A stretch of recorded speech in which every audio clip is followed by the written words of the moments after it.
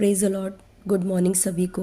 यहाँ भजन संहिता 107 उसका पहला वचन और दूसरा वचन यहाँ पे कहता है, यहोवा का धन्यवाद करो क्योंकि वह भला है और उसकी करुणा सदा की है।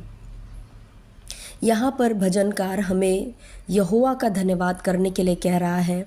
क्यों करने के लिए कह रहा है? इसलिए नहीं कि हमारे जीवन में सब कुछ अच्छा चल रहा है, इसलिए नहीं कि हमारे पास सब कुछ है, हम बहुत आनंदित हैं, हम बहुत खुश हैं या हम सारी चीज़ों से तृप्त हैं।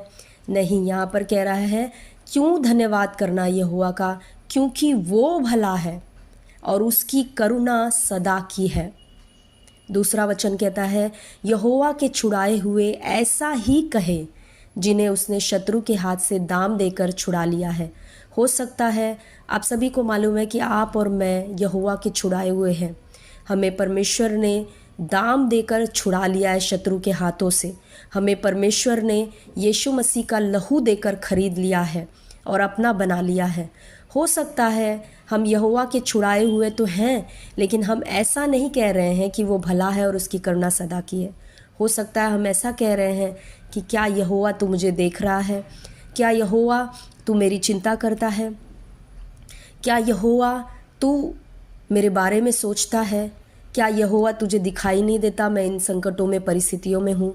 लेकिन यहाँ पे भजनकार कहता है कि जो यहोवा के छुड़ाए हुए हैं वे ये सारी बात ना कहें, लेकिन वे कहें कि यहोवा भला है और उसकी करुणा सदा की है। क्यों उनको कहना है? क्योंकि सच में परमेश्वर भला है और उसकी करुणा सदा की है। और उसी परमेश्वर ने, उसी पिता ने, उसी यहोवा ने हमें अपने शत्रुओं, हमारे शत्रु के हाथ से यानी शैतान के हाथ से दाम देकर छुड़ा लिया है। एक दाम देना पड़ा है पिता को, एक बड़ा भारी दाम यीशु मसीह ने चुकाया, पिता ने चुकाया, और वो यीशु मसीह का लहू है। उसको चुका कर यहोवा ने हमें अपने शत्रु के हाथ से छुड़ा लिया है।